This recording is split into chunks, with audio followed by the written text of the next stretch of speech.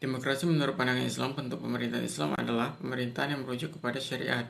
Konstitusinya tercermin dalam prinsip-prinsip Islam dan hukum-hukum syariat yang disebutkan dalam Al-Quran dan dijelaskan Sunnah Nabawi, baik mengenai akidah, ibadah, akhlak, muamalah, maupun berbagai macam hubungan.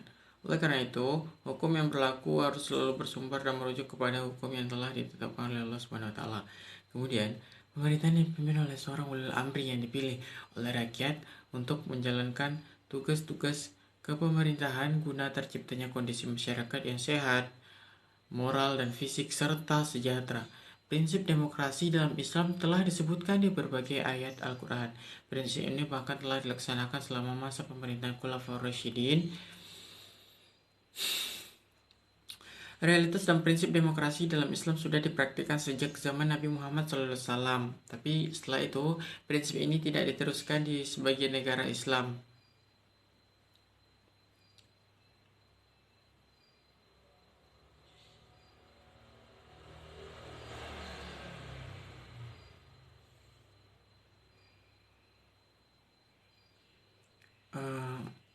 Adapun 5 prinsip demokrasi dalam Islam.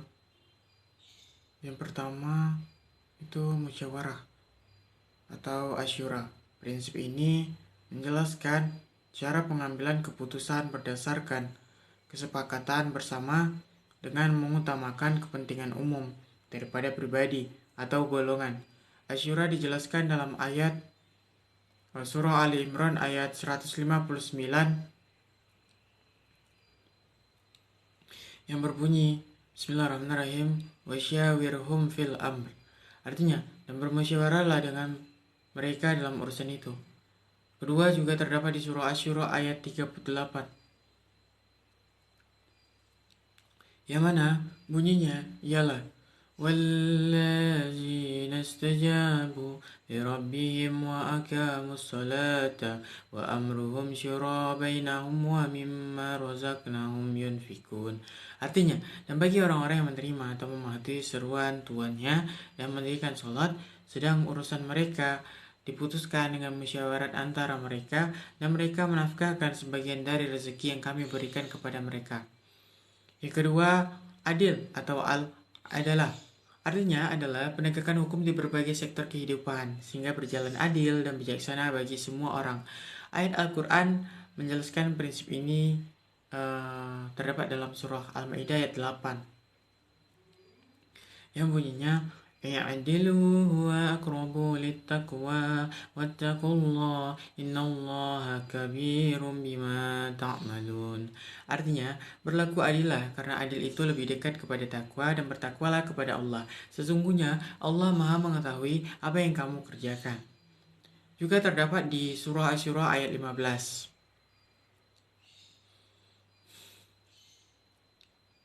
yang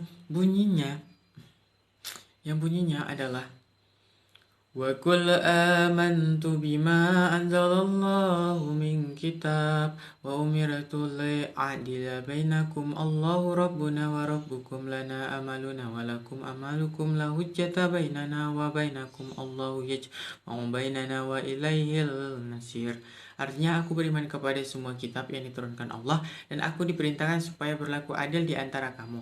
Allah lah Tuhan kami dan Tuhan kamu. Bagi kami amal-amal kami dan bagi kamu amal-amal kamu. Tidak ada pertengkaran antara kami dan kamu. Allah mengumpulkan antara kita dan kepadanya lah kembali. Yang ketiga, memenuhi kepercayaan atau al-amanah. Setiap orang yang terlibat dalam demokrasi wajib menjaga amanah yang dititipkan saat musyawarah. Prinsip amanah terdapat dalam surah An-Nisa ayat 58 yang bunyinya seperti ini.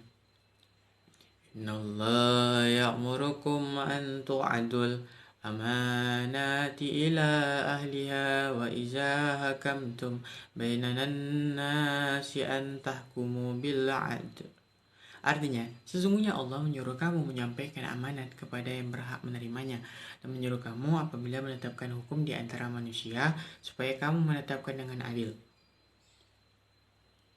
Yang keempat, tanggung jawab atau al-masuliyah.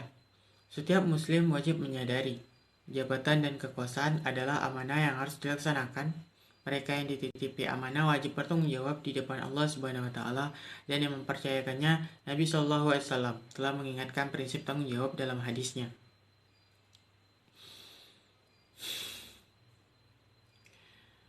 Setiap kalian adalah pemimpin dan setiap kalian akan dimintai pertanggungjawaban. Yang kelima, kebebasan atau al-huriyah. Bagi seorang muslim, kebebasan wajib diterapkan selaras dengan tanggung jawab.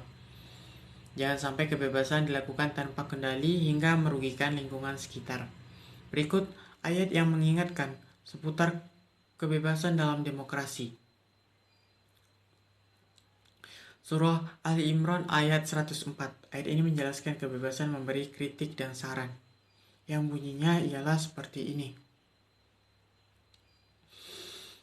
وَلْتَكُنْ مِنْكُمْ أُمَّةٌ يَدْعُونَ إِلَى الْخَيْرِ وَيَأْمُرُونَ بِالْمَعْرُوفِ وَيَنْهَوْنَ عَنِ الْمُنْكَرِ وَأُولَئِكَ هُمُ الْمُفْلِحُونَ. Dan hendaklah ada di antara kamu segolongan umat yang menyeru kepada kebajikan, menyeru kepada yang ma'ruf, dan mencegah dari yang munkar. Mereka lah orang-orang yang beruntung.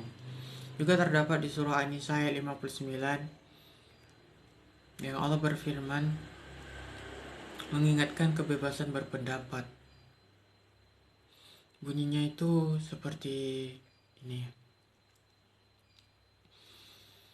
Ya ayyuhallazina amanu ati'u Allah wa ati'u Rasul wa ulil amri minkum fa in tanazantum fi syai'in farudduhu ilaihi war rasul.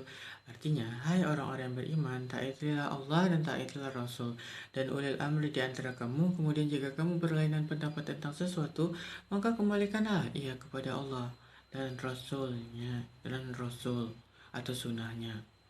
Sekian dan terima kasih.